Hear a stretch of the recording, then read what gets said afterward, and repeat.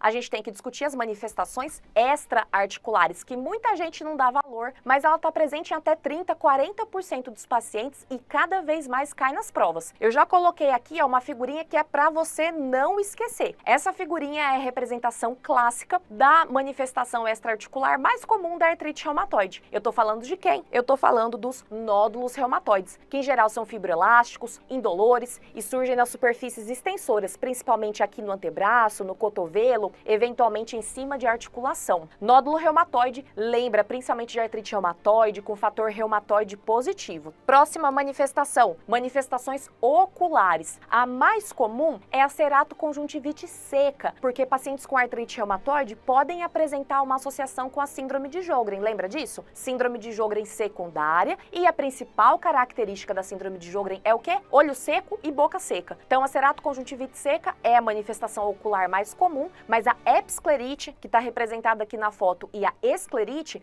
são menos frequentes, mas são muito fortemente associadas à artrite reumatoide.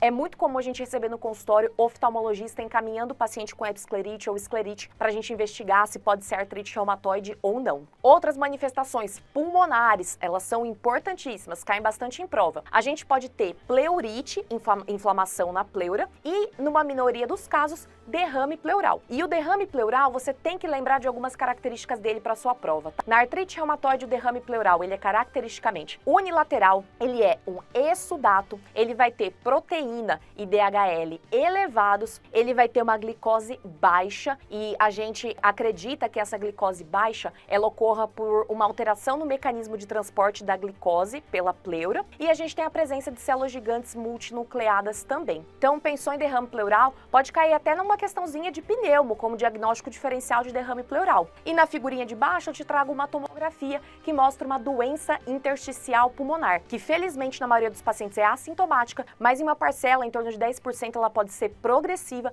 e ela contribui para a morbimortalidade na artrite reumatoide. Coração, o que você tem que lembrar? Primeiro ponto, o risco cardiovascular, o aumento do risco cardiovascular que a artrite reumatoide causa nos pacientes devido ao processo inflamatório sistêmico, ele é atualmente a principal causa de óbito na artrite reumatoide. Então tem que gravar. Artrite reumatoide, aumento de risco cardiovascular independentemente de outras doenças que o paciente tenha. E aqui na figurinha eu coloquei uma pericardite. Na verdade aqui a gente tem uma lâmina de derrame pleural. Deixa eu só colocar aqui no aumento. Aqui a gente enxerga bem essa lâmina de derrame pericárdico, já que a pericardite, a inflamação do pericárdio, também é uma manifestação extra-articular da artrite reumatoide. Próxima, lembra que eu te falei, a artrite reumatoide só pega na coluna o segmento cervical. Ele inflama a articulação, principalmente entre C1 e C2, que é a articulação atlantoaxial. Ele pode afetar os ligamentos que sustentam essa articulação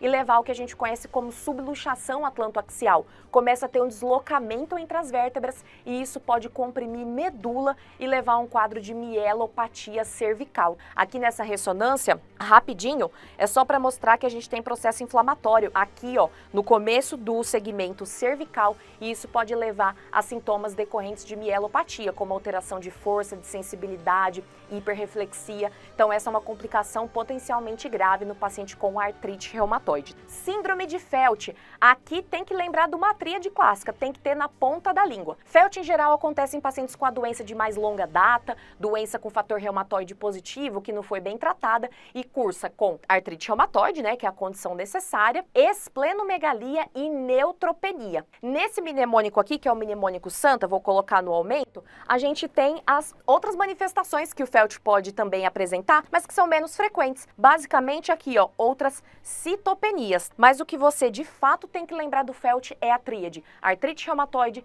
esplenomegalia e neutropenia. Próxima manifestação é a vasculite. Em geral, a gente vê vasculite sob várias formas. Pode ser sob a forma de púrpura palpável de membros inferiores, úlceras de membros inferiores, hemorragia periungueal ao redor da unha, como a gente vê aqui nessa fotinho, e até mesmo, apesar de raro, vasculite visceral. Então, vasculite, por exemplo, de baço ou de mesentério. Visceral é rara. Essas daqui são um pouco mais frequentes e podem evoluir também de uma forma bastante grave. Para finalizar, lembra que a artrite reumatoide é uma doença caracterizada por inflamação sistêmica, tá tudo mega inflamado. E isso pode ser um fator de risco para a produção de uma proteína, que é o amiloide A. Essa proteína pode se depositar nos glomérulos e levar a proteinúria, síndrome nefrótica e, eventualmente, insuficiência renal. Aqui a gente tem a amiloidose AA, ou amiloidose secundária, como uma manifestação renal da artrite reumatoide. A artrite reumatoide não gosta de rim não, tá? São manifestações incomuns, diferentemente das outras.